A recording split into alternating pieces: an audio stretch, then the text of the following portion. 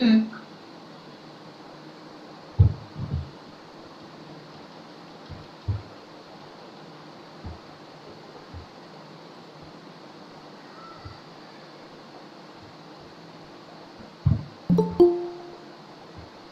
অর্চন sir, বলছি live স্ট্রিমিংটা on হয়ে গেছে? এই অন হলো। স্যার জয়েন করছেন এক্ষুনি। লাইভ স্ট্রিমিং স্টার্ট হলো। যে অর্চন দা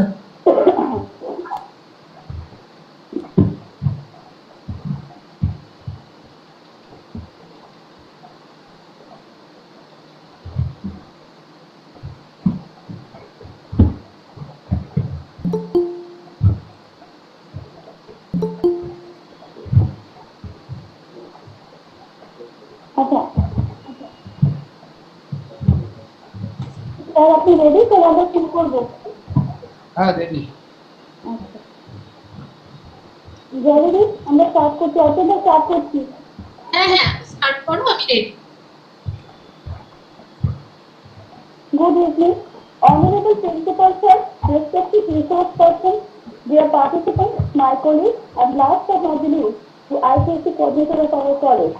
I cordially welcome you all in today's webinar entitled Pandemic COVID, Impact on Population Dynamics and Tourism Industry of India, organized by the Department of Geography collaborated with IQAC of our college. The COVID-19 pandemic is considered as the most critical global health calamity of the century and the greatest challenge that the humankind faced since the pre-World War. Loss of life due to COVID outbreak caused a definite irretrievable damage to the society. Apart from this, it has severely demobilized the global economy and social continuity. As an academician, I strongly feel that we should devote ourselves to enrich our knowledge for discussing different related issues with this current situation. Henceforth, I request Dr. Jolly Chatterjee, Middle and Assistant Professor, Department of Geography, to introduce the theme of today's webinar. Over to Jolly. Good afternoon and welcome.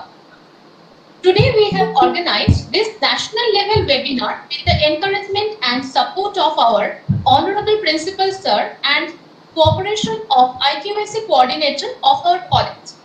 The topic of our webinar, Pandemic COVID, Impact on Population Dynamics and Tourism Industry of India, has been purposefully chosen, keeping in view the present gloomy situation that our country is undergoing as well as witnessing for the past 4.5 months. As we go through the various news channels and newspapers, we can see there has been considerably high rate of morbidity and adult mortality irrespective of gender, owing to the infections caused by novel coronavirus.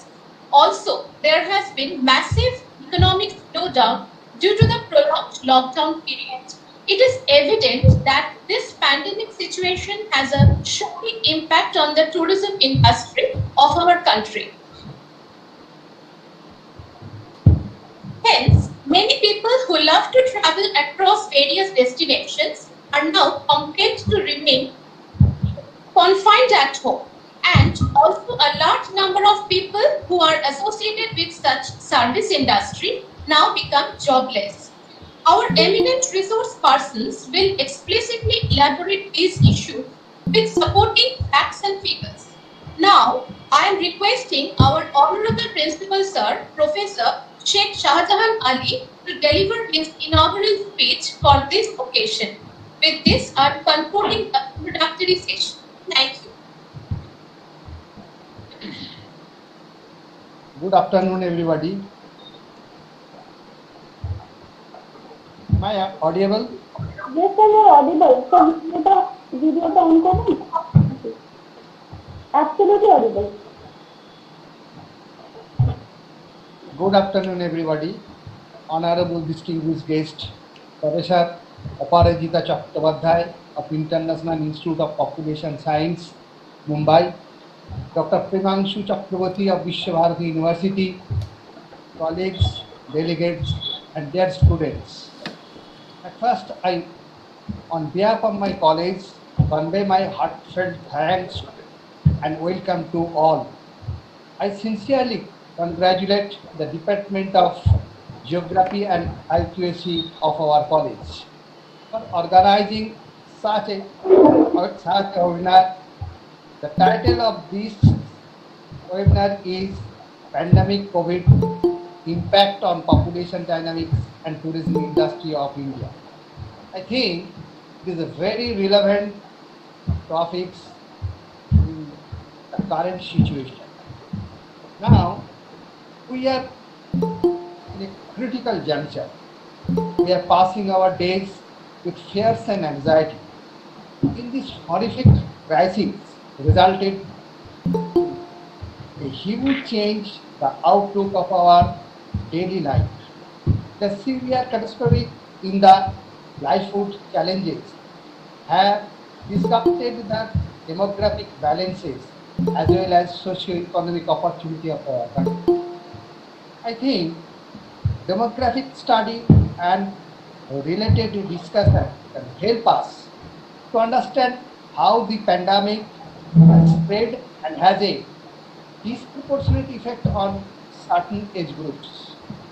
In the event of an emerging spread of COVID-19, public health are tasked with identifying the geographic spread within time course and also identifying the most effective utilization of available health interventions and resources to mitigate disease outcomes. So, it is necessary to carefully access operational data for morbidity and mortality from coronavirus. It is also important to understand the possible geospatial, demographic, socio-economic, socio-cultural, and political factors on unequal impact on morbidity and mortality for COVID-19 on special groups and territories. The demographic and gender consequence on the pandemic and the accompanying economic decision have resulted to an adverse impact on tourism industries. Due to pandemic, travel restriction, country-wise lockdown brought the entire tourism industry to a standstill. And unlike other sectors, tourism will take a long time to recover. This will have a direct impact on our national economy too, especially states like Rajasthan, Uttarakhand, Kerala, Himachal Pradesh, Goa, Sikkim, and northeastern states. Those are largely dependent upon these industries will badly affected and their state's revenue will be fall. As per a report, the Indian tourism industry employs 8.75 crores people, which is about 12.75% of the total employed population of our country. These industries also contribute about 10% GDP.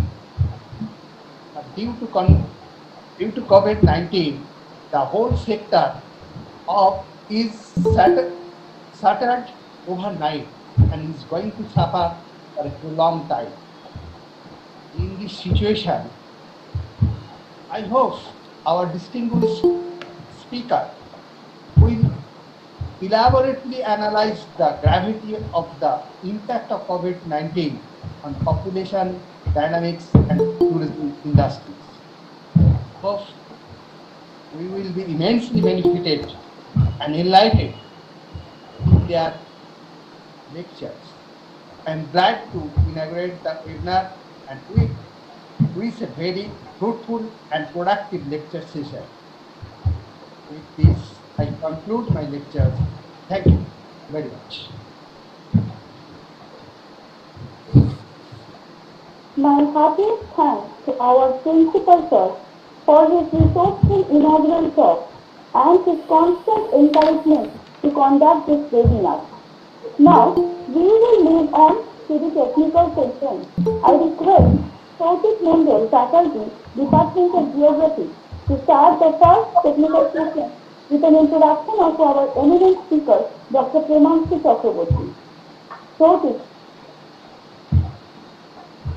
Thank you, ma'am. My heartfelt thanks to our Honorable Principal Sir for inaugurating today's webinar through his valuable speech. Now we are entering into the technical session. On behalf of the Department of Geography, I would introduce our Honorable Speaker, Dr. Premanshu Chakraborty. It is an honor and privilege for us to welcome Dr. Chakraborty as a speaker of today's webinar. Dr. Chakraborty is presently working as a professor in the Department of Geography, Vishwabharati University, Bolpur.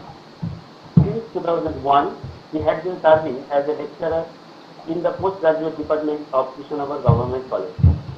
He was also an integral part of University of Poland, where he worked as an associate professor at Department of Geography. Under his supervision, 7 research scholars have already awarded PhD, and six more scholars are presently working. His 49 research papers are published in different national and international journals with high impact factor. He also has several enriched book publications.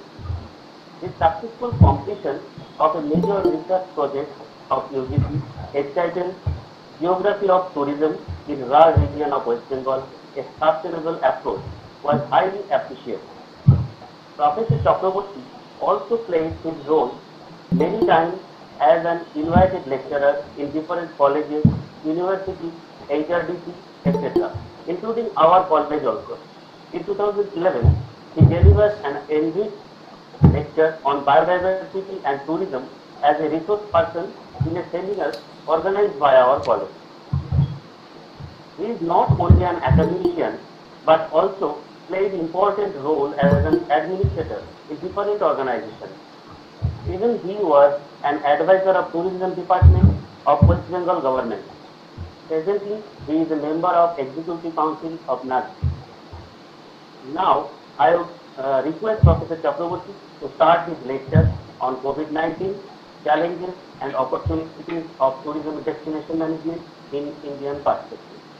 Over to you, sir. Thank you. Thank you for inviting me in your webinar. Now I am just thinking about my memories in your college in 2011. The hospitality was excellent. Again, I am present with you. It is my privilege.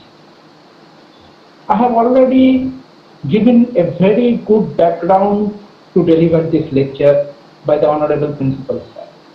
He excellently covered the situation as he is always. I have seen him very specific on points. This is why I do not want to spend a single word on the outbreak of the pandemic. I want to go straight with my topic on the impact, its impact of tourism on tourism, and want to concentrate in 3 aspects in my lecture. Number 1 is the nature of crisis and the challenge, and secondly, the recovery plan, and thirdly, the opportunities hidden in it. The particular word opportunity may sound very odd because it is pandemic, but this is my challenge in this lecture to show you how this opportunity actually arises with various mitigation plans. I am audible properly? Hello? Hello? Hello? Yes. Yes, sir. Fine. You are audible. Fine. Then I begin with the nature of crisis. The crisis begins with destruction in payment cycle. Tourism is an industry and it ultimately brings payment. This payment comes as the revenue, and as there is loss of revenue, the crisis arises in inability to pay the wages. And what happens in tourism, about 60% of workers worldwide Mind it is 60% of workers are marginal, and the result is misery, poverty, and starvation, particularly in those destinations, in those countries where the economy is much more dependent on tourism. Here we are much fortunate. Once, which was our best name, the small percentage tourism, but earning in tourism less than 1%. But now it is not actually fitting us to our countries for India. With loss of revenue, what happens? Loss of jobs, zero salary. The concept of zero salary comes, and zero salary can be acceptable by affluent workers, but not the marginal workers. And here lies the cause of disaster. And secondly, the impact comes on the entrepreneurs. Maintenance cost cutting. Infrastructure is already ready, and tourism is the industry, a special type of industry where you have to sell your product on that day. You cannot sell the room of the day next day. You sell on that, and crisis ultimately brings hazard in the sector, and this hazard for the market players. Initial crisis. Find now some and uncertain small and medium and mid run entrepreneurs, and this is next on them is their existential crisis. It is nature of crisis. And what the forecast World United Nations World Tourism Organization, that is a decline of 58 to 78% international tourist arrival and 100 to 120 million tourism job at risk in next 365 days. This is the situation of disaster in this field. And when there is disaster, there is some mitigation plan. There is recovery plan announced by WTO. The name of the recovery plan is One Planet, One Vision. One Planet, One Vision for a responsible recovery. Concentrate on the term, the responsible recovery. Recovery would be responsible. This is announced on 18th May 2020 by Global Tourism Crisis Committee. And the guideline, there is a guideline named Global Guideline to Restart Tourism. Now there is occasion to restart tourism, and if you restart, there will be some challenges. In my lecture, this is why I have used the particular term challenge. This is the challenge, and we'll find this challenge in two domains. The domain one is the domain of the guest, who are the visitors, and domain two is the domain of the host, the community to whom the tourists are coming. For the guest, the challenge is restoring the traveler's confidence, combating with fear, planning safety protocols and proper implementation in the field are not the same thing. And regarding the hosts, it is essential to assure inclusive recovery. I want to concentrate on the term inclusive. Inclusive means it includes some things here. Inclusive incorporates two things. One is economy, another is environment. This is why the inclusive recovery is also termed as greener recovery due to the part of environment, and I actually want to concentrate this in the next part of my lecture, before which I want to present two admissions, worldwide accepted admissions.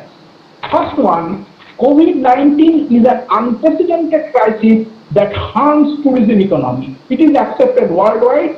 All we accept, it has potential to destroy all if the recovery is delayed. And pandemic has triggered a global economic crisis. Tangible impacts means the impacts which are visible. Invisible impacts I will cover it later. Now visible impacts for tourism sector is critical, particularly for people, places, and business. On three things: people, places, and business, where dependency was more on tourism for earning base. These are worldwide accepted two admissions, and based on which the recovery plan formed. This recovery plan has 6 lines of actions. First, I will outline the 6 lines, and then one by one I will discuss. The first one is concerning with public health. First action plan, the line is on public health. Second one is social inclusion. Third one is biodiversity conservation. Fourth one is climate action. Fifth is circular economy, and sixth is government and finance. Among these 6, 2, the biodiversity conservation and climatic action. In these 2, initially, apparently seems that it has no connection with this present pandemic, but it has taken by WTO, and I shall concentrate on these 2 on more because they are actually concerning with our sustainable future. The first line, among the 6 line of action, the first line was working with public health. I have an example, an excellent example. Spain, the country which has already opened its door for the visitors after the shock of the pandemic. Spain already launched Safe Person, Safe Destination Security 360 degree. The name of the program, listen again, Safe Person, Safe Destination Security 360 degree. 360 degree security they are assuring. They want to earn the visitors' confidence, benefiting both guest and hosts. This is one type of innovation. This innovation, COVID-19 is actually bringing the opportunity of some innovations. It is one of the innovations. Safe person, safe destination, security 360 degree like plans, and come as opportunity with regard to human health and social well-being. The second one is social inclusion. Social inclusion. Why social inclusion is required? Social inclusion means inclusion of the community participation. If the guests are assured that local communities are abiding the safety norms, who is serving you in the restaurants are properly following the safety protocols, who is giving you room service, they are following the safety protocols. Only then they will be assured. In order to assure the guest, the first one, earning visitors' confidence, you actually need to include the community, and this is actually social inclusion, which is concentrated, which is advocated in the recovery plan. Then the first line of action is regarding with public health, concerning with public health, and second is social inclusion. Then they advocated on circular economy. Circular economy means self-dependent destination economy, self-dependence. And this self-dependency actually aims to minimum leakage. What is leakage? Leakage in tourism. If you pay for something which is locally made, locally produced, then what happens? The full spending of the visitors actually percolates in the economy. And if something brought from outside, only commission remains. If you consume a cold drink, for example, what happens? Only the percentage commission remains in the local economy, and the main part actually dilutes or leak travel from the local economy. But if you consume coconut water, local coconut water, then 100% money that is spent for the coconut water that percolates. And this COVID-19 actually restricts on import, and this restriction actually shows you the path of social reliance, and this is actually your opportunity. Self-reliance. This self-reliance is actually not a curse, but your benefit.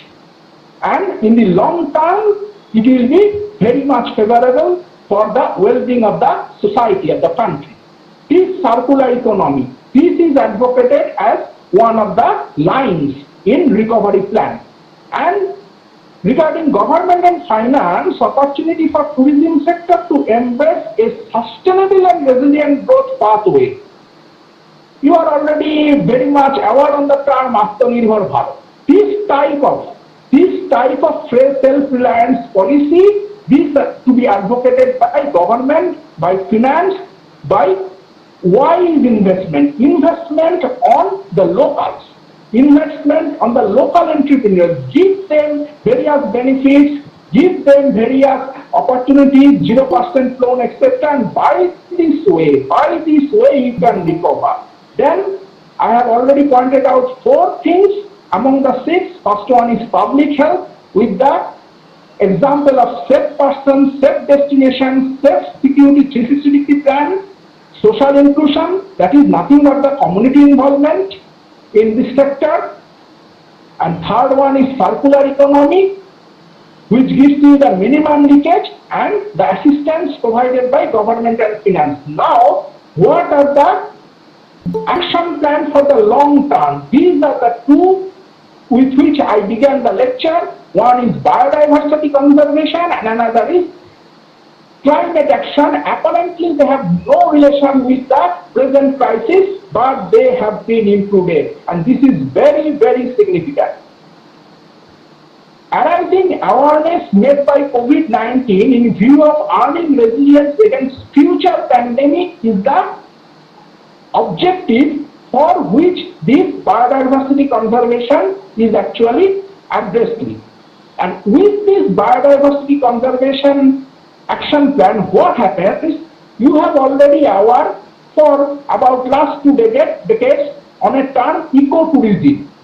When you visit somewhere, you enjoy ecotourism package, you enjoy some ecotourism norms, but you also know that these are only the paper materials. Actually, this not happens. They remain in the paper. In the field, they are little implemented. But this particular crisis leads to a serious implementation of the ecotourism norms, and with the serious information of this ecotourism norm, what will happen?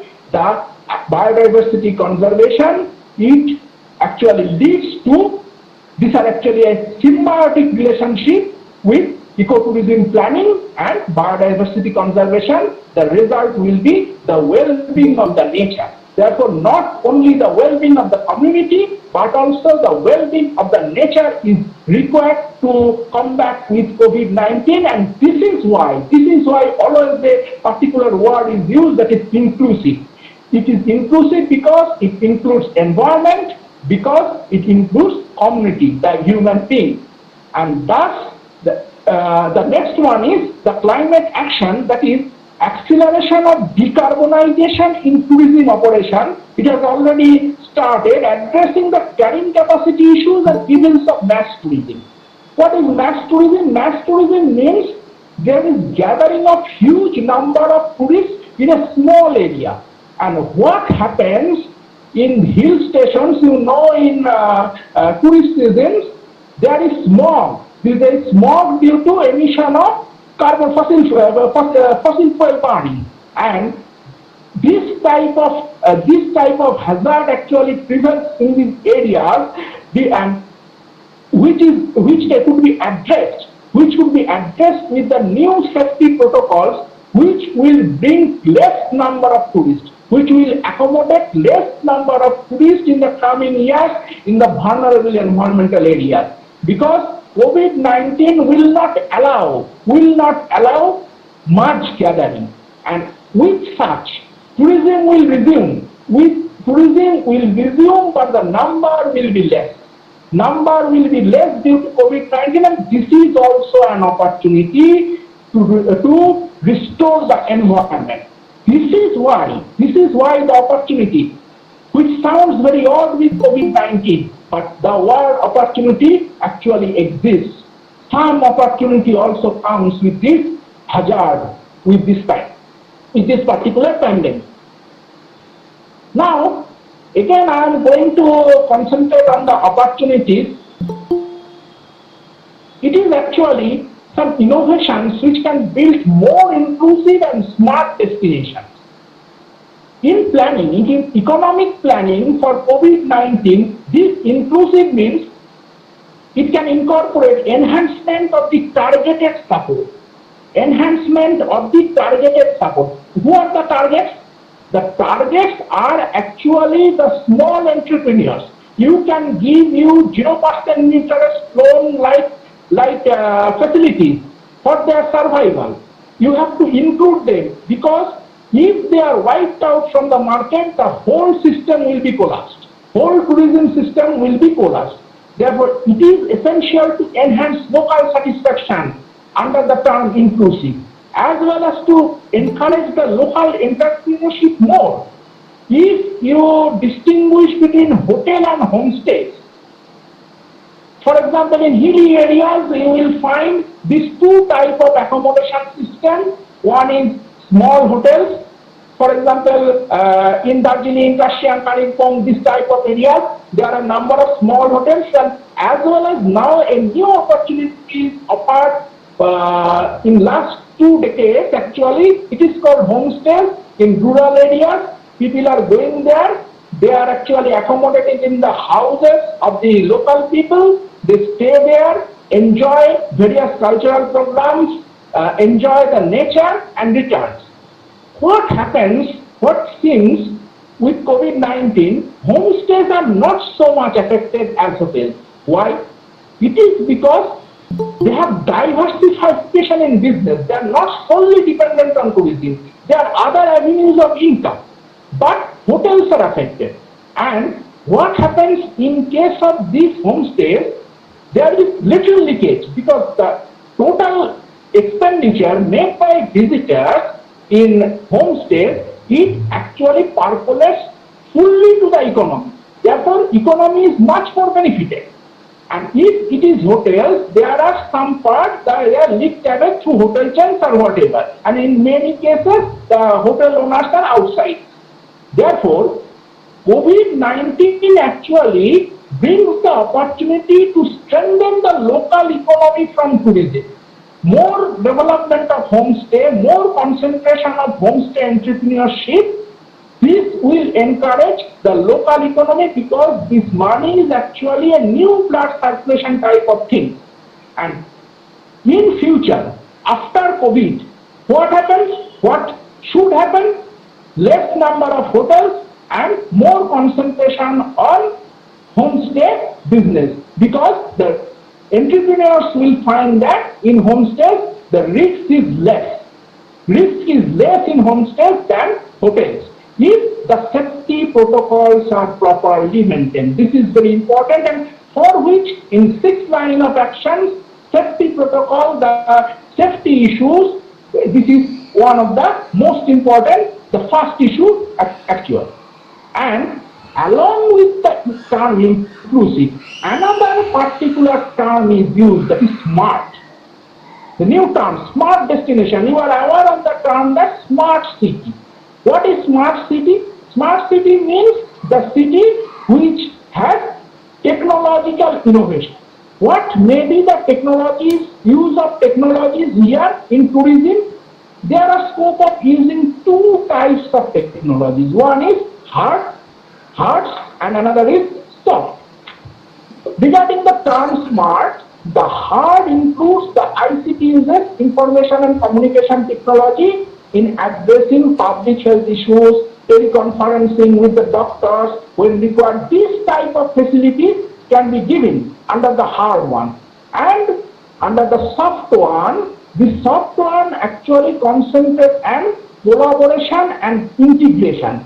Collaboration may be made on extending travel insurance packages, but what is actually could be used under the soft technology part, that is use of software.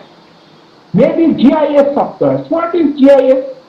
GIS, in a very simple term for the non-technical people, this is integration of spatial and non-spatial data. What is spatial data? what the data on space, that is the map, the area. The area actually is representative of spatial data. The destination is the representative of spatial data. Whereas what may be the non-spatial data? The safety protocol data on COVID or any other pandemic. These safety protocol data may serve as the non-spatial data. And with the integration of the spatial and non-spatial data, what the system can offer you? The system can offer you various modeling, spatial query analysis like things. For example, regarding modeling, there may be network modeling. How network modeling is useful in COVID situation? Under such circumstance, I can cite one example, the Turkey model. Turkey model of safe tourism. It has already launched. In this Turkey model, efficiency and in transportation and accommodation with innovative tourist value chain is actually advocated. Efficiency in transportation and accommodation, how it could be achieved? In this area, network modeling of GIS can be used. How? This network modeling, network analysis model can give you, like shortest path, can also give you the safe path, because the data is available on corona pandemic or any other pandemic. Therefore, which path of movement is safe for the tourist? These actually could be provided by network modeling, and if you use this network modeling for tourist movement, then you are the smart. And this smartness is actually required for the next generation tourism. And query building is also possible with corona data or any other data to satisfy the tourist, because it is essential to remove the fear from them. You have apps like Aragoshitu apps, therefore data is also available, and these data could be integrated in spatial domain and GIS can serve. And with the service of GIS, you are smart enough. Therefore, collaboration between tourism stakeholders, the scientific communities, and health authorities open up a new horizon in destination management that only could regain visitors' confidence and host satisfaction. These two things are very important: visitor confidence and host satisfaction. It is required simultaneously for the success. And there are some innovations, scope of innovations in modification of present products. This is also the opportunity for which I want to concentrate the term opportunity in this lecture. What innovations can be made? There is already a term called slow tourism. Slow tourism. This slow tourism is defined as slowing of the dynamics of tourist movement. Slowing of the dynamics of tourist movement. The objective is, if the movement is slow, income is more, because every day tourists have an expenditure. If you slow the movement, the expenditure is more, and with this expenditure, the economy gains. This slow tourism can be converted by introducing quarantine tourism. It means stop and go tourism. First, the foreigners who arrive in the country, they would be given quarantine in a natural area. In a natural area where social distance is enough, it is possible to maintain enough social distance. It is and health infrastructure also be provided for their satisfaction, and they stay. As long as they stay, they will generate revenue. And this is why Himachal Pradesh government already proposes it to India tourism, and the subject is under consideration for future. The Chief Minister of Himachal Pradesh has proposed it in the last week of May in this year already, and it may be materialized in future. Therefore, in future we can get a new type of tourism in the international tourism market, that is quarantine tourism, and this tourism can make the revenue in natural areas which can offer the natural beauty to the tourists. The tourists are satisfied and the hosts are also satisfied.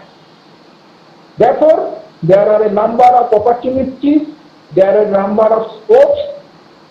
When we are combating this challenge, the crisis is therefore none but an opportunity to rethink tourism for the future, to build a stronger, more sustainable and resilient tourism economy through structural transformation supported by coordination mechanisms. Structural transformation supported by coordination mechanism is vital for planning for India and abroad, any country which wants to prosper in tourism after COVID-19 crisis. Thank you. Thank you for patient hearing.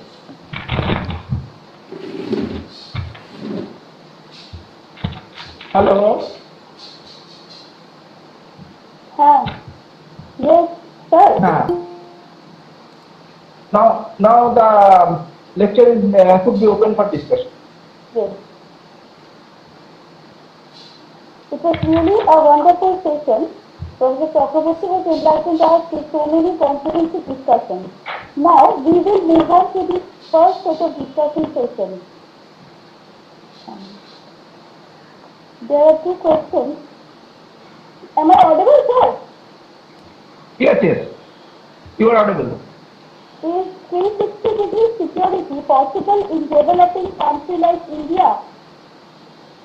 Hello.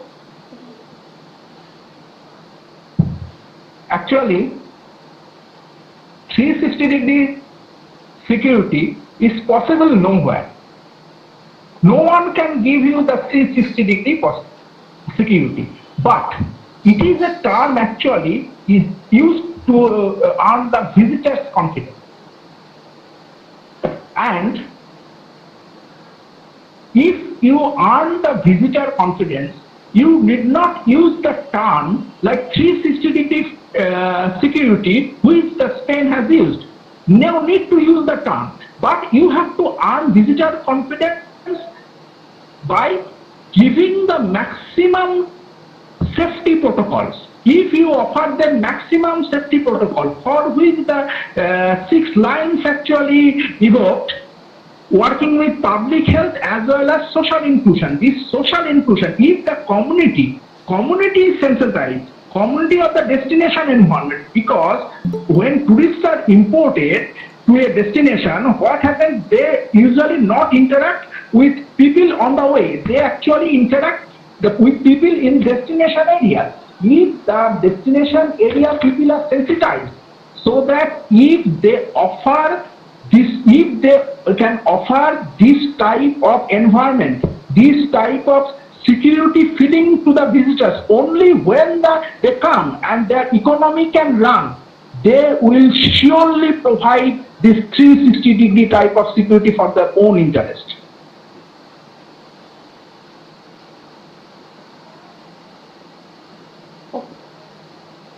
Sir?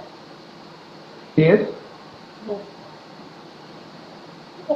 Shall I move on to the second question? Yes.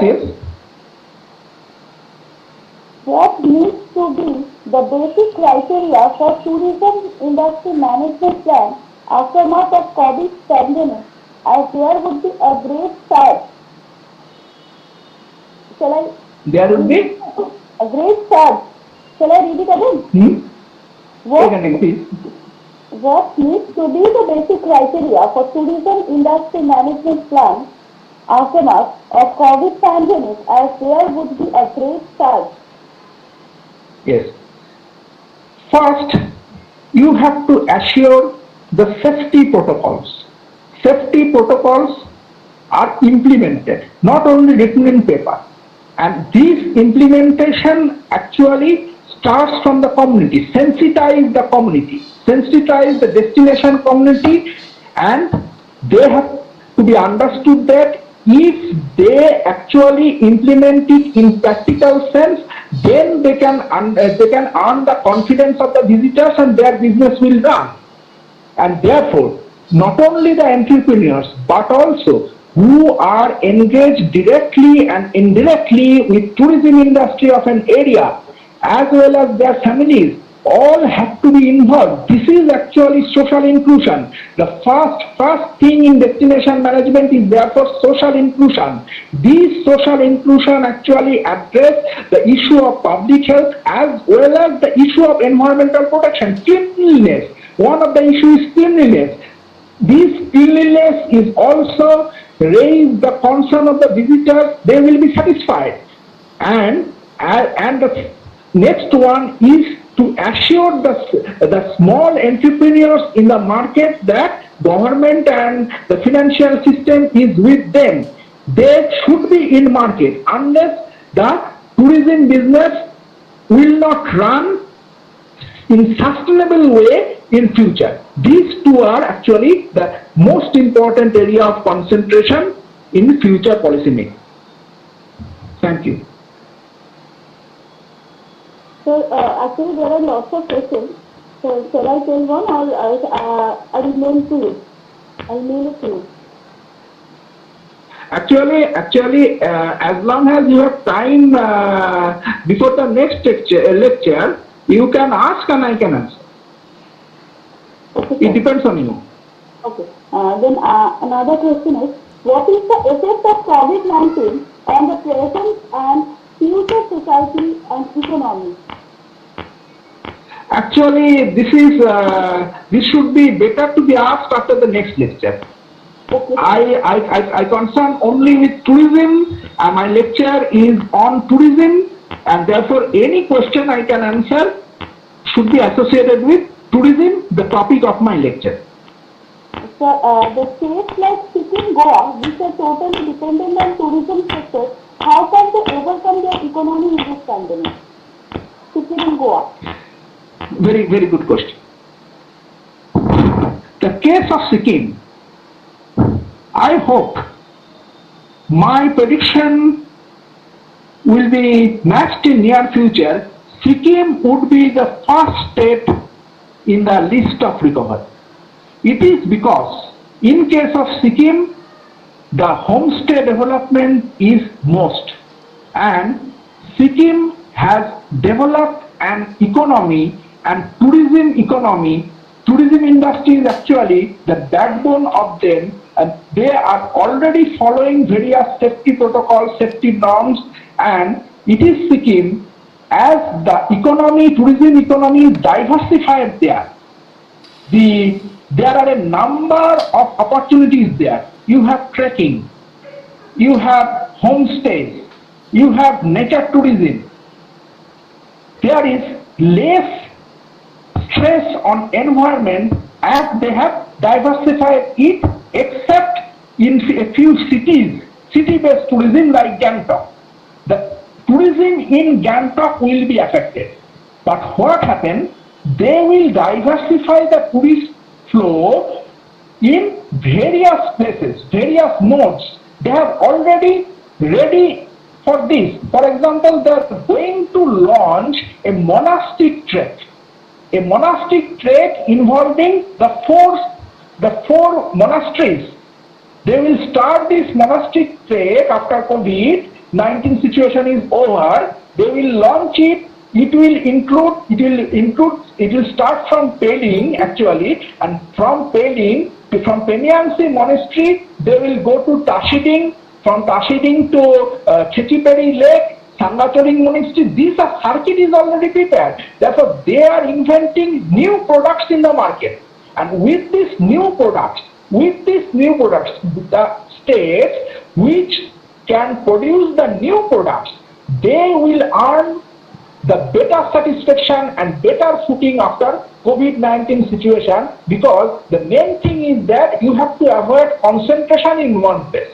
You have to provide proper social distancing, proper health facilities. Regarding health facilities, Sikkim have to work a lot, but regarding social distancing and product diversification, as tourists and trekkers, they go there with their own health facilities carrying with them. I think they will be successful in overcoming after COVID-19 fast. Thank you. Hello. Yes, sir. Am I audible? Yes, yes. Please louder, please. Yes, sir. Another question is regarding the modern facilities available in hotels. How homestay can compete after Regarding the modern. facilities? Hello. Regarding the modern Regarding the facility. modern facilities, how homestay can compete after this COVID? How homestays can compete? Actually, this modern facility, what is presently available, this would be modified with the COVID situation. This is the challenge. My topic of my lecture is challenges and opportunities. These are the challenge for the planners, for the entrepreneurs and the tourism department to modify, to renovate the facilities. And if you can renovate the facilities, then only you can overcome. It is not that what you have done in past.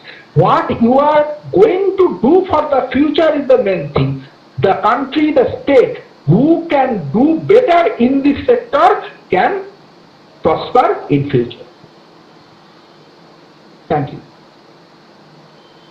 Okay, sir. Then there were more other questions also, but since due to time constraints, we will move on to next session. And really, it was a wonderful session, and you have enlightened us with so many questions and comprehensive discussions. Thank you, sir. Thank you. Thanks.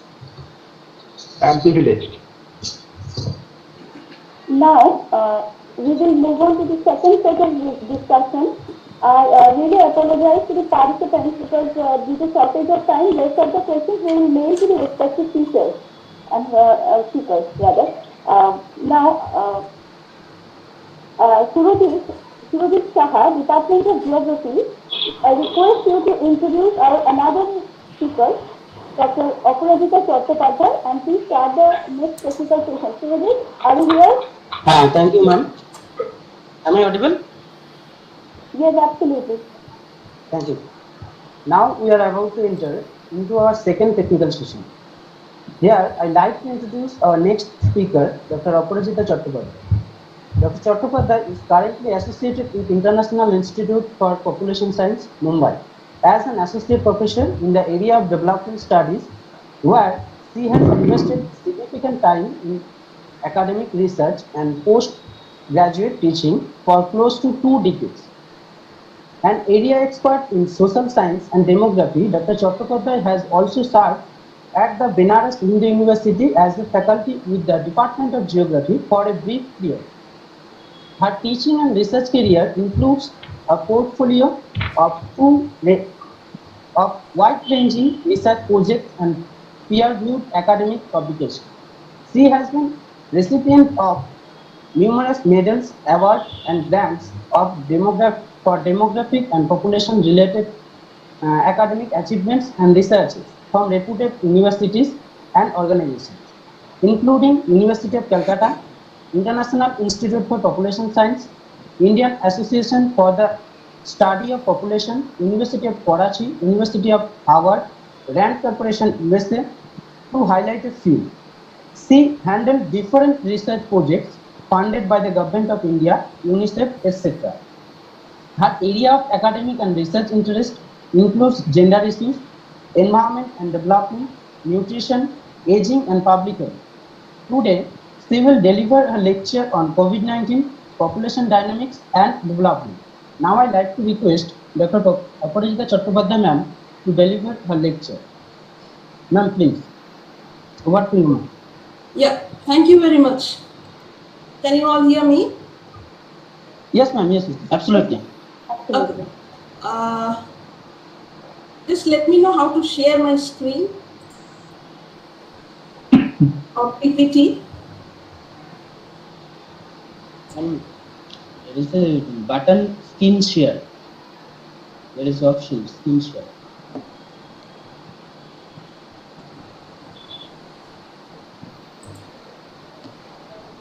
Present screen, there is option. Present Present screen. screen. And there is an option present your screen. I'm clicking on present now. Is that the button? Yes, yes. Yes. Present now? Present now, yes, sir. Yes, ma'am. But then it is not showing the screen as such. That share button is disabled. When I'm clicking that option, the share button is disabled.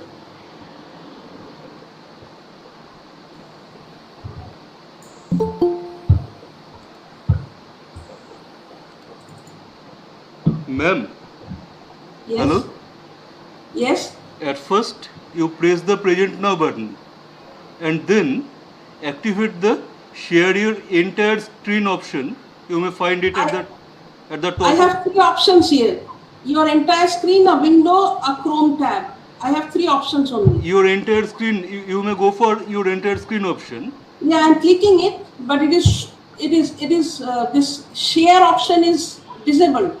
There is only cancel option which is functioning now. That should not be the situation, actually. Sorry? Shantu, are you here? Or Surajit, are you here? That share button is not functioning. Sir, I am here, but I don't recognize that.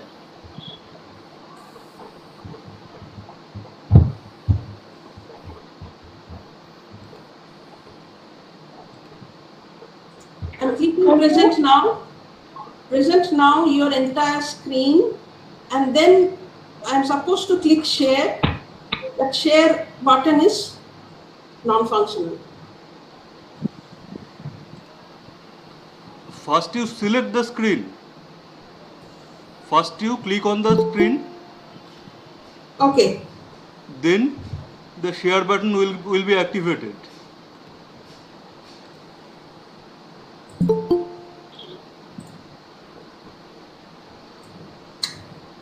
No. I'm clicking on my PPT. Ma'am, share your window, please. Share your window. Sorry? A window. Yes. A window. No.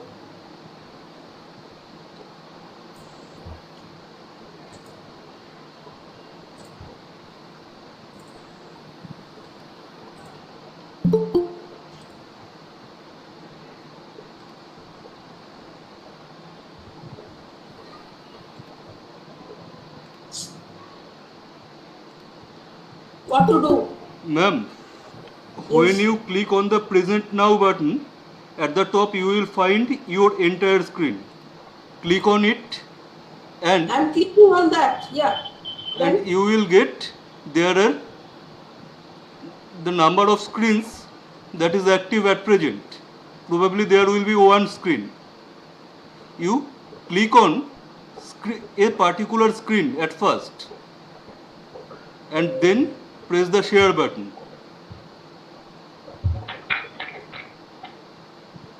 At present you may find the share button is grayed out, but when you will click a screen, probably it is marked as screen 1.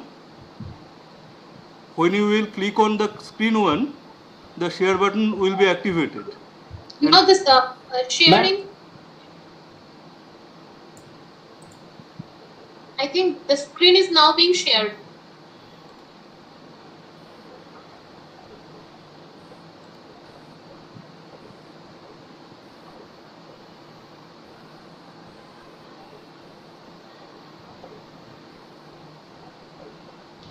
Ma'am, it is presenting. My PPT is on the screen. Yes, Yes, it is yes, on Yes, the ma'am, screen. it is on the screen right now. Yes. Fine. So allow me to start. Thank you. Sorry for the technical glitches. At the outset, I'd like to thank my organizing committee members of the college and Principal Professor Ali for giving me the opportunity to talk on a pertinent issue on COVID in context of population. It's a huge area, and I don't want to go beyond my limited knowledge of demography, because COVID itself is a very intelligent virus and it is changing its nature, very dynamic, and thus I will try to throw light on the interconnection or connection of population and COVID, vis-a-vis the relationship of both the sides. Today is a very special day. Many of you might be aware of. Today is called Hiroshima Day. On 6th August, long back, when a little boy was dropped on Hiroshima city, killing in a second 70,000 population and later on 10,000 more. And today we remember this day mainly to generate awareness against the nuclear warfare. I don't know whether COVID is a biological weapon or not. I don't want to indulge into that. But yes, COVID is really shaking the entire world. Post World War II, perhaps it is the first time world is really thinking very seriously what to do with the virus. There are few fundamental issues at the beginning I'd like to thrust upon, on which we are really concerned related to COVID. First is the countries which are having huge population base, that means huge number of population, they are not doing well. And India belongs to that category along with Brazil and United States of America. And it has been predicted by MIT with their simulation model that by next year, per day addition by India would be the highest in the world. Second concern is that African nations are also entering into the COVID pandemic scenario. And we all are aware that the health situation and the public health scenario is not so good in Africa. And the infection rate in many of the African nations are very, very high. Third, many countries, especially in the developed world, that has already handled the pandemic, they are visualizing a second wave of rise, and it is also a matter of concern. And fourth is about the vaccine. Though it is a preposterous proposition to have vaccine by 15th August, many of us do have a wrong notion that vaccine is already coming to the market. But take it from me, it won't come before next year. Now, we all know that the disease has impacted many of us, especially those who are having comorbidities. The medical aspect becomes very complicated. But besides the medical and biological aspect, I'd like to say that the impact it has made on our socio-economic landscape is really worrying, especially in the developing nations like India. We are too much really bothered for the socio-economic impact of COVID and how to handle that. Now, if you look at the Indian scenario, this is the recovery rate by different states. Few points I'd like to thirst upon. India has done well in some aspects. At the same time, India has not performed well in some of the important aspects. Now, India's recovery rate is one of the highest in the world. India ranks 4th or 5th. India's fatality rate, along with other neighboring countries in Asia, Southeast Asia, India's fatality rate is not so high like other viruses. We are at the safer side. But if you look at the state-wise distribution of recovery rate, there is a huge variation of recovery. It ranges from below 40% to 80%. And we need to be really concerned why there is so much state variation of recovery rate, which is one of the very important indicators of handling COVID. On the other side, there are a lot of faulty decision makings at the policy level. We implemented the lockdown, but many experts do believe that it is too early a lockdown, and we have relaxed the lockdown when the infection is at its peak. If you look at the curves of many countries, many European and American nations, the lockdown has been implemented when the infection was at its peak. And then lockdown was relaxed when the infection showed some kind of downfall. India is the only exception in the country where lockdown implemented too early and it was relaxed when the infection was at its peak. Also, there are a lot of confusions in the policy decision makings, whether to wear mask or not, how to hospitalize, whom to hospitalize, whether to do a testing, how to home quarantine, and what about the issues of the migrant laborers, what to do and what not to do. So there are a lot of faulty or delayed decision making.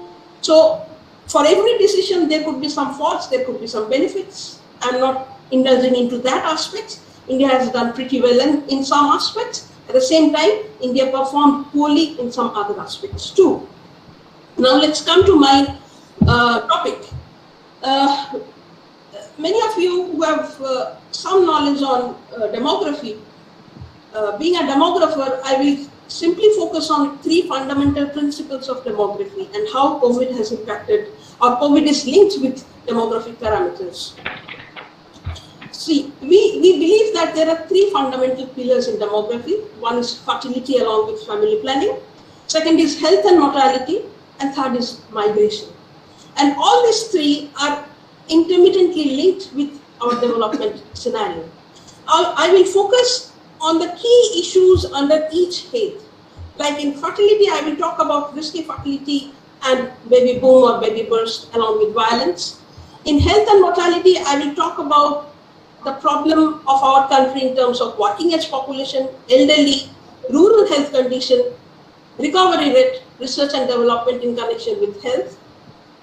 And migration, I will focus on mainly the problems that migrants face and why they have faced that. I will try to link it with the broader developmental aspect. So let's begin with fertility. Now, as I said that the mothers and the babies who are born during the time of this year's March to December are going to be born by December, they are in a very disadvantageous stage. India is projected to record the highest number of births in this 9-month period, obviously because our population base is very high and fertility is also relatively higher than many other states, mainly China. Now, we will be adding 20 million babies during this time of pandemic. So what is the concern here? The concern is they are not the product of excess fertility. They are the product of normal fertility who are being conceived before the lockdown. So what is their problem? The problem is that during the entire period, their antenatal care, that means the mother takes certain cares as per the scheduled norm before delivery. The delivery care and the postnatal services, that means after delivery care, was severely hampered. Why that is hampered? There is a basic tenet why complication arises in reproductive health aspects. That is called 3Ds. D for dog, 3Ds. What are the 3Ds in any kind of complication in reproductive health? One is delay in understanding the problem. You don't understand what is happening to a pregnant mother. And to help better understanding this problem, it is the duty of the grassroots level workers like ASHAs, ANMs, local doctors to deliver constant information and knowledge to the mother and the family members. Now this service was completely stopped. They didn't get the required information. Second thing is delay in transportation. When you are understanding that there is a problem related to reproductive health, you must carry that mother to the local health facilities or to the district hospitals if the case is complicated. During the COVID lockdown, you don't have any transportation facility. As such, in rural India, transportation facilities are bottlenecks. During the COVID period, it was severely damaged. There was no transportation facility for a complicated pregnancy to reach the district hospital. And the third of the 3Ds, the third D is the delay in delivering the service. That means the service providers, the doctors, nurses, paramedics, and basic instruments, basic equipments, basic medicines are not available at the delivery center. And you can understand that during the lockdown period, What happened to those complicated pregnancies who somehow reached the hospitals? First of all, they couldn't reach the hospital, and if they have somehow reached the hospitals, you can understand that the staff members were too less during the lockdown period. So what has happened to the complicated pregnancies and complicated babies? So other aspect of this concern is that the health workers who are working in the rural areas at the grassroots level were overburdened during the pandemic phase on some other health issues that is related with COVID. They need to do constant surveillance on COVID. They need to disseminate knowledge on COVID. They need to make rural people aware of COVID. So the reproductive health aspect, which is very, very fundamental and basic right of a woman, has been completely neglected. Besides this, there were lack of vaccination. Many kids were delivered during that time. Child was not got the vaccine, scheduled vaccine timely. There is lack of nutritional advices. There is lack of food delivery that a mother gets a free ration or the child gets from the school. And our health, our vaccination, our nutrition parameters of development were severely damaged for a mother and a child during the COVID scenario. Now, if you look at the statistics of India, maternal mortality rate, that is the number of mother dying per 1 lakh live births, it is one of the highest in the world, 130. And during the COVID period, I am sure my family members are doctors and they are constantly saying that we can see complicated pregnancies and the woman is reaching to the hospital at the end stage where we can't save lives. Maternal mortality, which is one of the indicators of our sustainable development goals by 2030, I think it should be 80 per 1 lakh population. It's very difficult to achieve, and this year I'm sure that MMR is supposed to increase. Next is delivery by skilled birth attendants. These are normal deliveries, simple deliveries, which can be done by nurses, paramedics, or doctors, even at the local rural centers. 84% usually avail this skilled birth attendants, and during COVID lockdown, I'm sure that there will be much reduction of this figure. 4 antenatal cares are mandatory as per the WHO that mother is supposed to take. Just half of the mother take in India during COVID lockdown. Again, this figure is also supposed to drop. And mothers in India, 50% are anemic. During pregnancy, you need a lot of iron, and iron is being supplied by the rural health facilities. Again, there is no supply of those medicines to the mothers. Full immunization, again, there will be some problem. And infant mortality, if mother is not well, if you are not immunizing the child well, there is a possibility that the infant mortality will also go up. So during COVID period, there are unsafe abortions, unsafe deliveries, maternal health complications, and maternal deaths. Now let's look at the other side of fertility. Are we going to have baby boom or baby burst? Baby boom means there is sudden rise of number of births, and it happened post Second World War. And baby burst means there is reduction of fertility. Now your common sense will get the answer. There are some surveys, telephonic surveys conducted in the developed nations that says that in European countries there is significant reduction of fertility plans because many of them abandoned the plans or delayed the plans because of the pandemic scenario. Interestingly, UNFPA has recently published a report which says that 47 million women in low and middle income countries are unable to use modern contraceptives, leading to 7 million unintended pregnancies during the lockdown. Just think of the massiveness of this problem.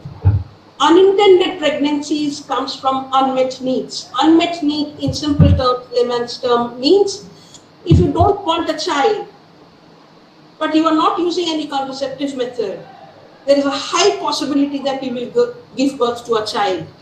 And in India, unmet need is very, very high. The last NFHS survey, which is produced by my institute, and it's a key for any government decision making, it says that in India, the modern method unmet need are 20%. 20% women want to delay their child or don't want a child, but they don't use contraception. So, simple answer of this is that India is supposed to have a baby boom very soon. It is very difficult to make the estimation till the next NFHS is being conducted, but I am pretty sure that there will be some increase in fertility. Besides this, many migrant laborers came back to their hometowns or native places, and also the sexual intercourse also increased. The frequency has also increased, which may lead to increase in the number of babies. The right side of my graph indicates the distribution of contraceptive use in our country, where majority of our population in the right side, 36% depends on female sterilization, and rest of the half population to a great extent depend on your non-permanent methods of contraception. Remember one thing, during lockdown period and during this COVID pandemic, because of scary situation, people did not get these services either in the district hospitals or in the higher hospitals, or they did not get condoms or IUDs or injectables from the local health delivery facilities. So obviously we are going to have a little higher fertility. Now, under fertility, I have kept domestic violence just to give a snapshot of this scenario. In India, 1/3 of married women experience violence, and this violence is mainly perpetrated by the husband. Those women who face the violence, 70% do not seek help. 30% either talk to someone on this violence or register a complaint. And the consequences of this violence is basically a sheer representation of masculinity, and when there is masculinity is too strong, the bodily control of a woman by a man is a very, very common symptom. Now, whenever there is some kind of violence, there are reproductive health problems, unintended pregnancies, unsafe abortions, mental health issues, and lots of health problems of the mother and child. Now, during COVID period, statistics reveals that the Indian woman filed more domestic violence complaints than the average of last 10 years. But interesting point is that only 10% women reported this violence. Here I said that 30% women in the normal situation report the violence.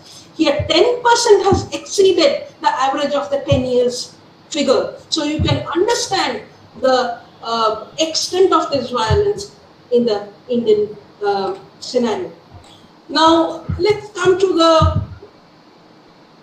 mortality and health aspect, how COVID has impacted or linked with health. Yes, you are quite aware that in India, middle-aged are suffering more in infection. It is quite unusual compared to the developed world, where most of the deaths are from elderly population. But India is one of the exceptions where total number of deaths and even the proportion of deaths are quite high among the middle-aged population. Quite so. All of you are aware of the population pyramid, and India is in the phase of demographic dividend. That means India's middle-aged working population is quite high, and India is supposed to get the economic benefits out of this working population. But what is happening during COVID period? What is wrong with them? Why they are dying? Why they are getting infected more? There are two fundamental reasons. If you know basics of demography, answer is very clear. First, they are more exposed to the infection. COVID is highly infectious, and we are being asked to stay at home until and unless it is necessary to go out. But this middle-aged population are exposed more. Why? Very simple reason, as my previous speaker has pointed out, hinted. More than 90% of our workforce are engaged in the unorganized sector. So you can understand that only 10% of our population are engaged in services which are having social security. Less than 2% of Indian population get a pension or social security benefit. So, roti kapda makan, I need to have that. Without food, I can't stay at home. So people are on the road in search of jobs because many of them lost their jobs They need to earn their living and they need to earn the 2 square meals. So they are on the road for a job, right? So they are more exposed. Very simple thing. And second point is that they are having plenty of non-communicable diseases, NCDs. It is a serious issue in India, unlike the Western world. Now, I did my own research 20 years back where I estimated the propensity or the probability of falling chronically ill. Chronically ill is non-infectious diseases, but COVID infection is becoming higher if you are having NCDs, right? So non-communicable diseases are very common even among the adult population. Many of you who are listening to me, many students might be suffering from pressure, diabetes. And my estimate has revealed that by the age of 40 and 50, 30% of our population, adult population, by the age of 50, they suffer.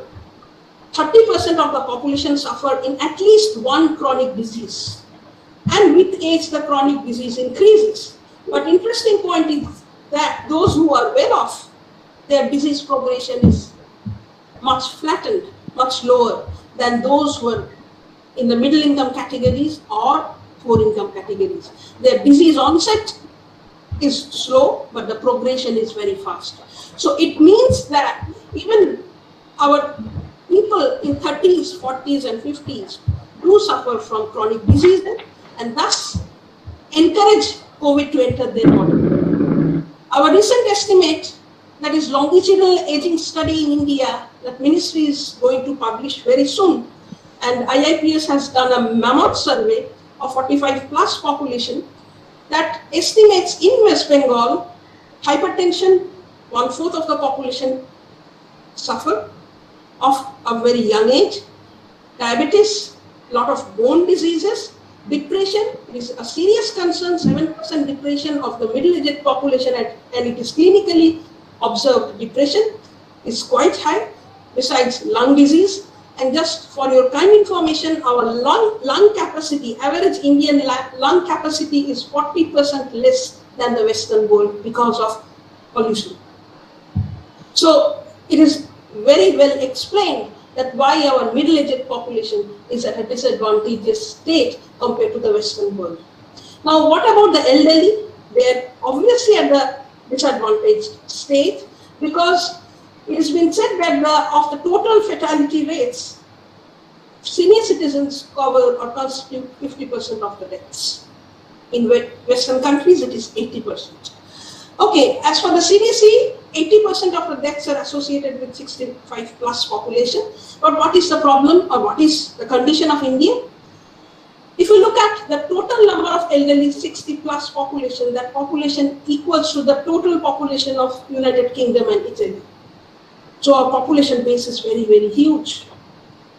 The left-hand side map shows higher number of 60 plus population in many South Indian states and some of the northwestern states. The second map shows an interesting figure. It shows number of elderlies living alone. And if you are little aware, Calcutta is being said as a greying metropolis. If you look at this map, you can identify that Bardhaman, North Chobbish Pargona and Kolkata, while this side adjacent areas of Bombay and Pune and Bangalore. These are the three key areas where maximum number of elderly are living alone. And the third map shows disabled elderlies. That means they are not able to do or handle their day-to-day chores. So in this situation, who has helped the elderly? How elderly people has done their basic health requirements of regular their checkups? Who has cooked for them? Who has given them groceries? And besides this physical assistance, how they have been able to cope up with the mental stress and that too staying alone. It's a horrific situation for the elderly, and COVID situation has worsened their condition. Again, from my longitudinal aging study data, West Bengal shows that 43% suffers in normal scenario in cardiovascular, 13% diabetes, 32% bone disorders, and 8% depression, clinical depression, which is quite high. Now, let's look at the rural health scenario, because 65% of our Indian population stays in rural area. We are quite aware of the urban slums and how they suffer. But have we given enough attention to the rural areas?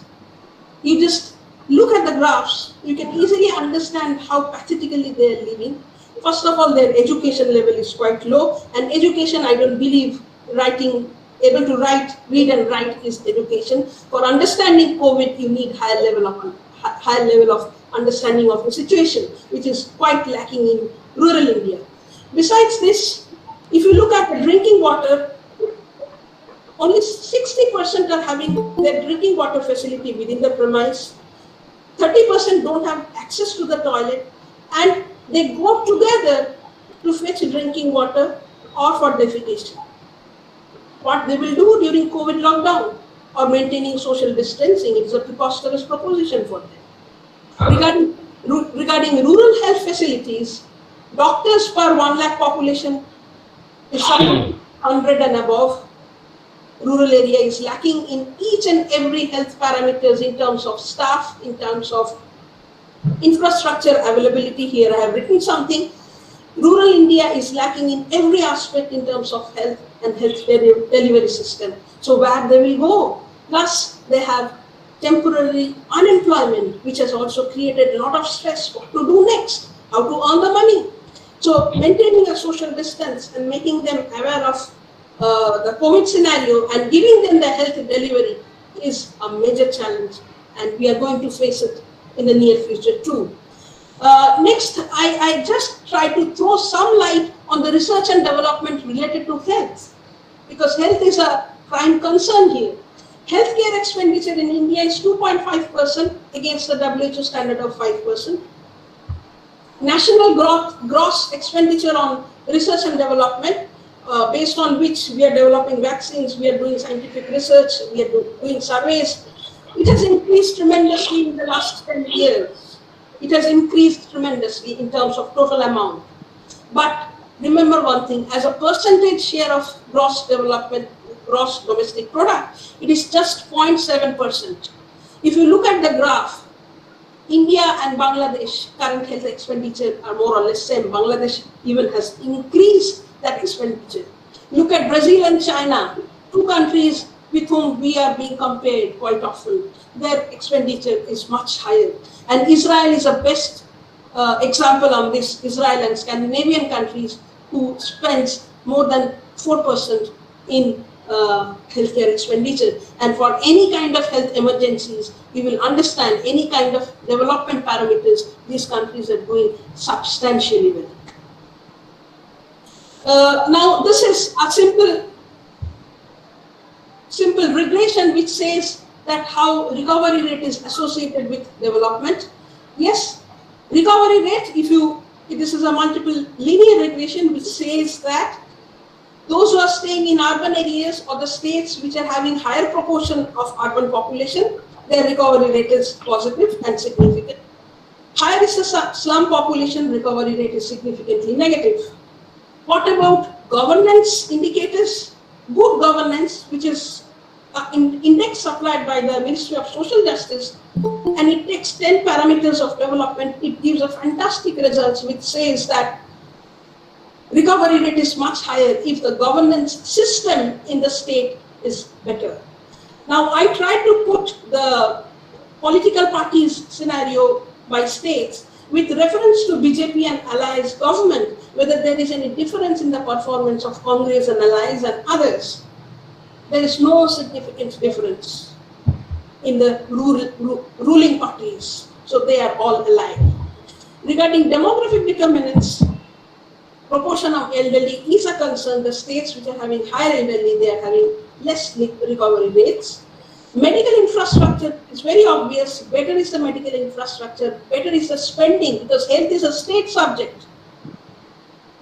Central government gives the money, but the spending depends on the state government. So better is the health spending, better is the recovery rate. Besides this, economic determinants, less is the poverty, better is the recovery rate. And the model explains 56% of the variability. Now last, is my migration aspect.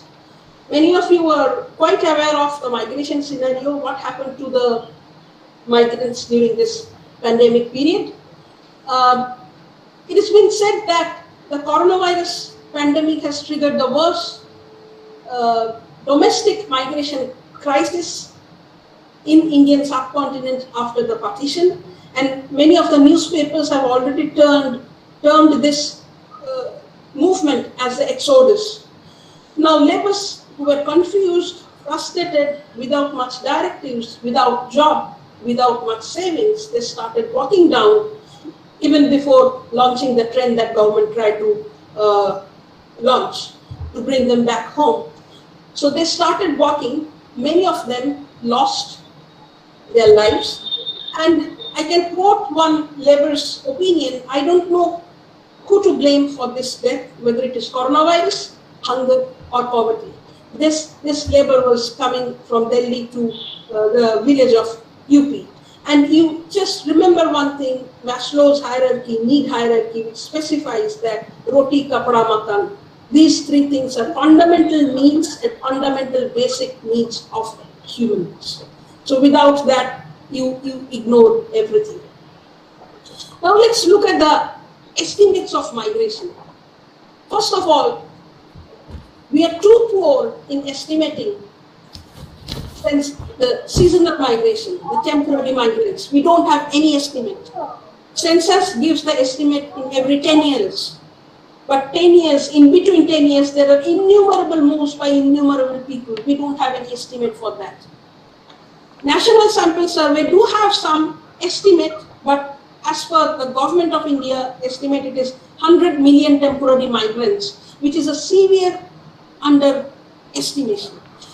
If you just calculate the number of laborers engaged in different industries where mostly temporary workers are involved in, say garment industry, construction workers, domestic workers, in brick kilns, in small mines, street vendors, so on and so forth, the estimate easily comes beyond 2 million.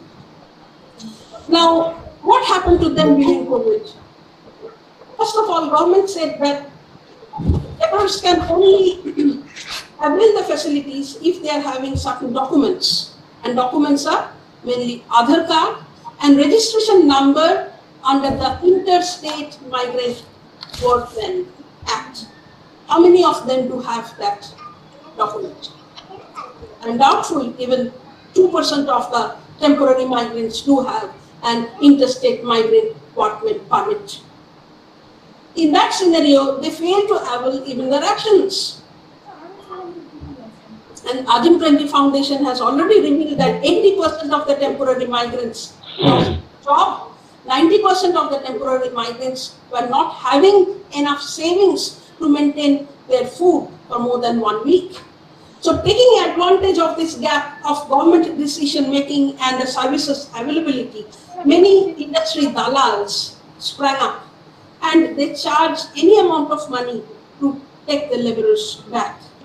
Now the recent discussion is that how they will be absorbed in the job market at the place of origin or their native place. Again, I think it is a dream to absorb them at the place of origin. It is not going to happen. State government has made a commission to provide migrants jobs and business loans. Again, it is a preposterous proposition because already employers have started sending buses, air tickets to help them to come back to the place of work and involve them again in the production. So they are coming back. Now, what is the broader issue? Why so many seasonal and temporary migrants? Why there is no policy for them? At the broader scenario, I must say that India has not followed the specific growth model of a country. First, we develop the agricultural sector, followed by industry, and then comes service. Our agricultural sector grew after independence for some decades. Then its production started declining.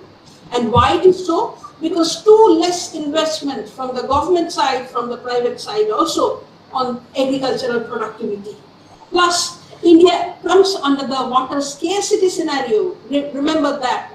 Water everywhere, but no water to use. India, the major part of India, the central part and central southern part of India is completely dry.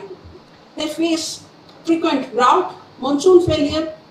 Water shortage affects 50% of the Indian rural population, and huge number of states are affected by such kind of water scarcity.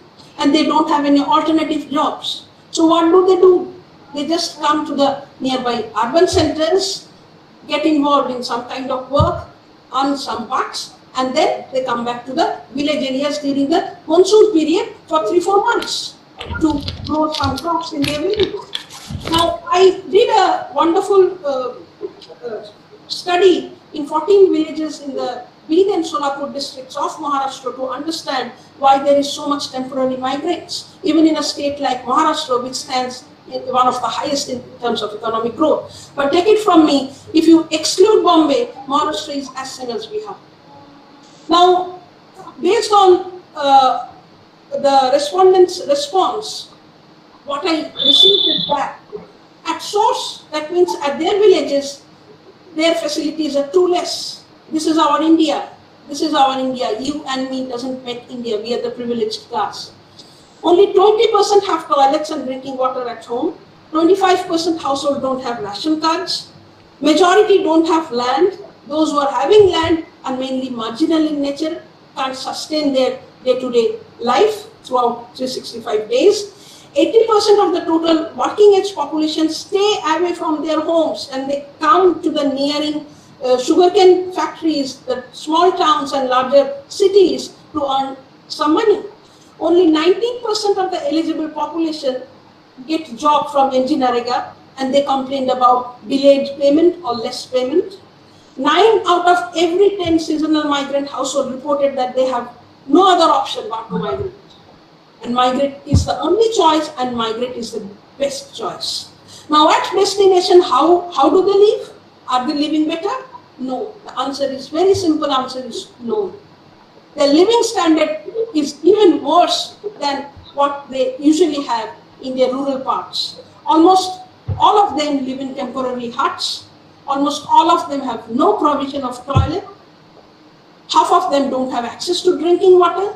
They work more number of hours. They work almost 7 days in a week. And many times women reported that they feel unsafe at the place of destination. So what for they come? The simple answer, food comes first. And here we eat better, earn more and can save. That is the fundamental point. If you look at the above graph, here I plotted based on National Sample Survey data, the wage rate of NGNREGA, rural casual wage and urban casual wage.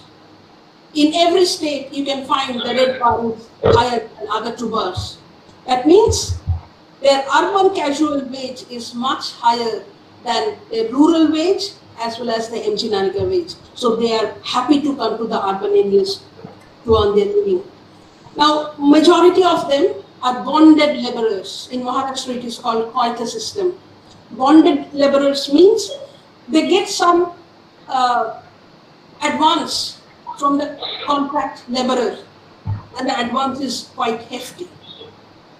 And with that advance, they are quite happy. They follow the contractor's instruction and spend certain bucks from what they are getting from the contractor. The right-hand side table can give you very clearly what I am saying. In that Bid and Solapur district, they get on an average 30,000 advance from a contractor. 6 months they stay in the place of work. And their total yearly income is around 36 to 40,000. That means for 6 months they are earning almost 80 to 90% of their total yearly earning. So obviously they will be happy to come. Besides that, there is child laborer and left behind issues. I'm not touching on that thing. So the way out, what is the way out? So this is what our India is. And COVID has shaken our structure and made us aware that where we stand in terms of development. Because COVID cannot be handled in the flicker of an eye. It is not a magic. For handling COVID, you need a very, very strong system. An Indian system, to a great extent, has been damaged for many, many decades. We need to invest hugely on health infrastructure and rural development, research and development. We need to have a job security. Indian job scenario is really scary, and it has not happened in the last 7 years. It is happening for the last 50 years. We have not invested anything on agriculture and industry. Our service sector is only booming. There is pretty less documentation of the seasonal migrants. They can't use the ration card in other states. So we need a series of policy documents and serious thought process how to make an inclusive development when seasonal migrant will be a part of development. Besides this, we need serious thinking on agricultural investment and agricultural revival, infrastructure development, and I'm bound to say that the current government has made progress on many infrastructural issues. Water security, India falls in a severe crisis in terms of water, and investment on agro-industries. To the other side, where we should stand, if our country fails, it is our failure too. So we need to stand strong to help our country shine further. We must follow the directives in the COVID scenario. We must follow whatever government is saying, what to do and what not to do. We must help others and be compassionate, whether it is in terms of money, whether it is in terms of social talking or any kind of mental health. We should share household chores. I'm telling this to everyone because Marx and Engels long back told that household activity, household function is a joint function of a man and a woman. If you ask a woman just to be in the household, your country can never be developed. Even the same word has been reiterated by Vivekananda. Now engage in productive work. Do not watch too much TV, do not watch too much news and mobile phones. Many of you, even now also listening to my lectures, are in mobile phones. Don't do that. Use those electronic devices when it is required. And don't discuss unnecessarily on COVID, because we really don't know what we don't know about COVID. And some of us, we know what we don't know. So don't make unnecessary discussion and make people scared about the situation. Next is do physical exercise regularly and keep yourself healthy. It is essential. Eat well. Try to have some immunoboosters so that you can get rid of common cough and cold too. And at the end, I'd like to say, the future is not in our hand. We are trying our best to improve. Be thankful and pray for a better India and for a better world in the future. With this, I'd like to play a song of Peter Segal, who sang this song in 1965 in Germany. And it is a very common song.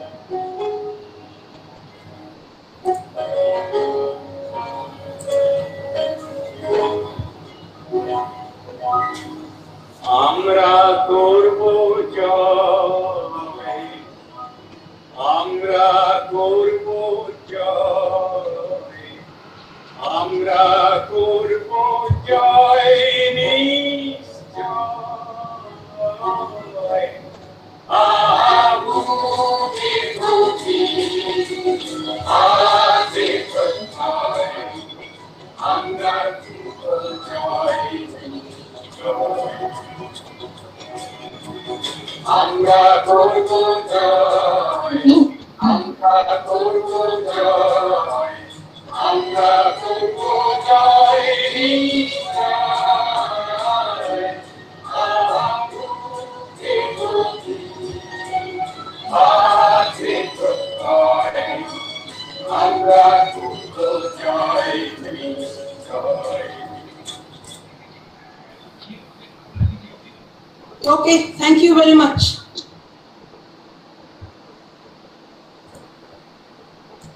Over to you. Thank you. Thank you, Dr. Chattopadhyay. Now we are going to start the second question answer session. But because of time constraints, only a few most relevant questions will be answered and rest will be mailed to the speaker. Now the questions that are asked, number 1, has the COVID made a great impact on India's population pyramid? Will this have an impact on Indian economy or not? Okay, I touched. Okay, can I answer? Yes. Yeah, I think it's a very broad question, and I touched some of the issues. Whether COVID will make impact on population pyramid or not, studies are going on, so it is too early to make a comment on that. But I believe that the fatality rate, that is the mortality rate, is just 2%. It is not so high to make an impact on the pyramid as such. Other viruses, if you know a little better, many of the viruses that affected the world previously, its mortality rate was 9%, 15%, even close to 20%. In case of COVID, it is just 2%. And I repeatedly saying that COVID usually, for majority of the cases, will make mild infections. And only those who are having comorbidities, there will be complication of cases. So making an impact on population pyramid may not be so distinct. And the part question was, will this have an impact on Indian economy or not? See, there are a lot of discussions and debates going on Indian economy and COVID. Yes, in this year, definitely our growth rate has fallen down substantially, and it could be close to zero or negative. But as per the projection of our experts, it has been said that India will gradually recover because India is little safer in terms of its policy decisions, like the open market is not so open. India do have potential recover as well, but it may take some time. Thank you, ma'am. The next question is, how the changing dependency ratio in India due to COVID-19 will affect employment generation in near future? See, employment generation, again, the workforce participation in India is not so rosy, and it is irrespective of COVID or not. Again, I am repeating, it is irrespective of COVID. COVID has made us aware about the condition, but this condition was prevailing maybe for the last 40 years. We could have invested much more earlier on other sectors where majority of the Indian population would have been absorbed, especially in the rural India, especially for the poor. We have not invested on those sectors where large chunk of Indian labor force who are semi-educated, less skilled can be absorbed. Now it cannot change with COVID, or it is not a button that Modi government is switching on and things will be changed.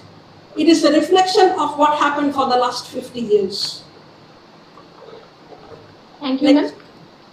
The next question is, as domestic female workers are becoming jobless due to COVID-19, what will be your alternative suggestions for them?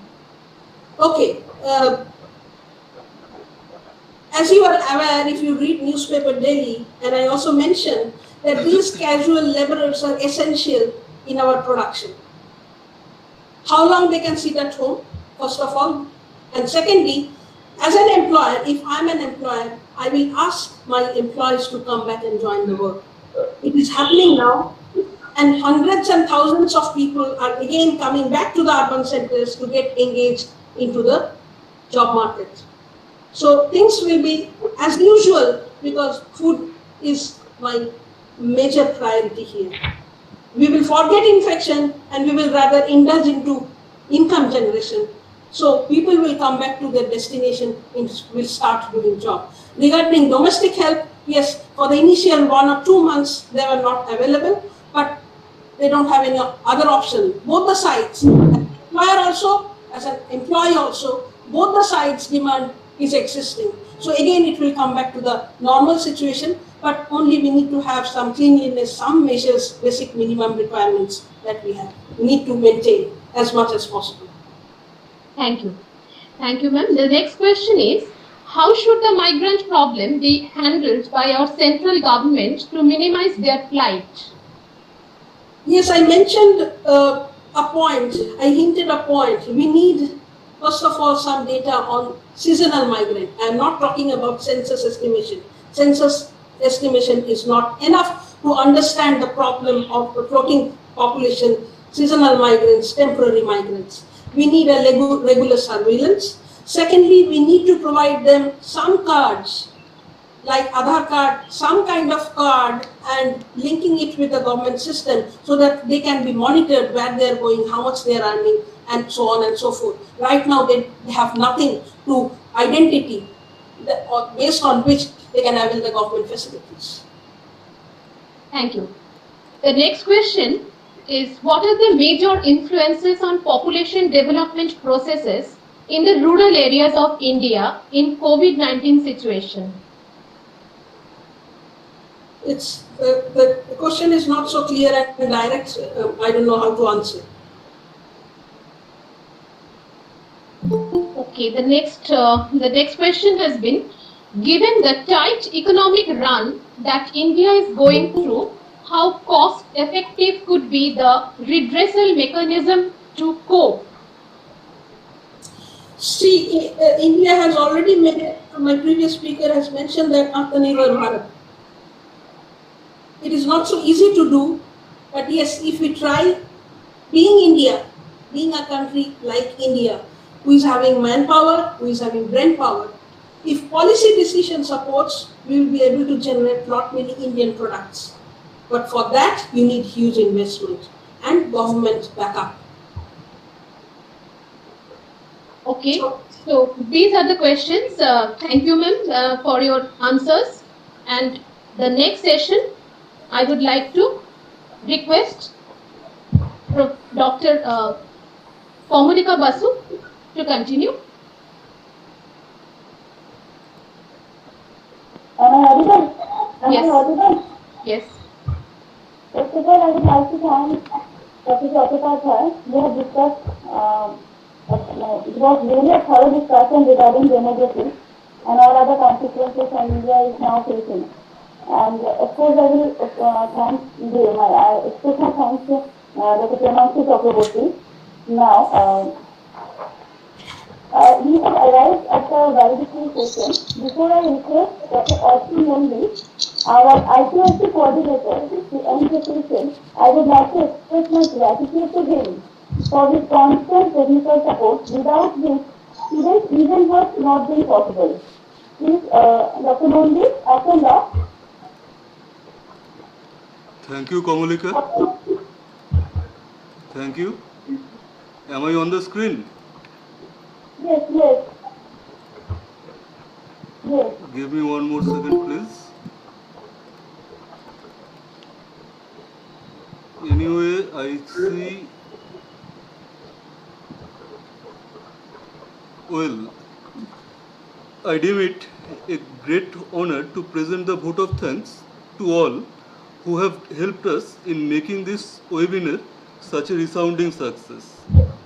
First of all, I desire to express our gratitude to the President of our governing body, Mr. Osim Saha, and I also like to extend our profound gratitude and heartiest reverence to our principal, Sheikh Shahjahan Ali, for all his support. Today, we have had two different discussions, and both the discussions had enlightened us to an extensive level about two different dimensions of the recent pandemic, and both the discussions were very contemporary, and I think the speakers, Professor Dr. Premansu Chakraborty, Professor, Department of Geography, Vishwabharati University, Birbhum, and Dr. Oporajita Chattopadhyay, Associate Professor, Department of Development Studies, International Institute for Population Science, Mumbai. I think we all should be very grateful to them for enlightening us, and I also convey our sense of gratitude to the members of the Department of Geography, namely Kamalika Bosu, Dr. Jolly Chatterjee, Mr.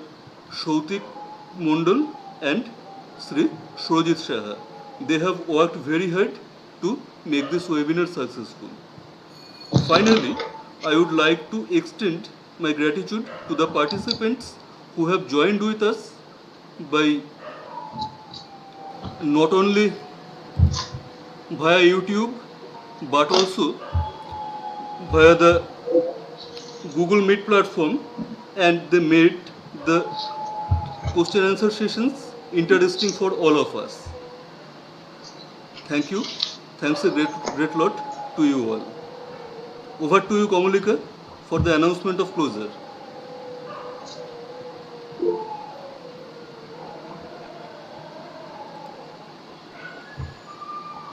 I am very much thankful of Rita ma'am and Devanshu sir and also our IQAC coordinator that for helping the Department of Geography for this successful webinar. Thanks a lot, and thanks to the participants. And now I conclude the webinar and announce the closure. Thank you. Thank you. Most welcome, Kamalika. Now we are wrapping it up. Yes.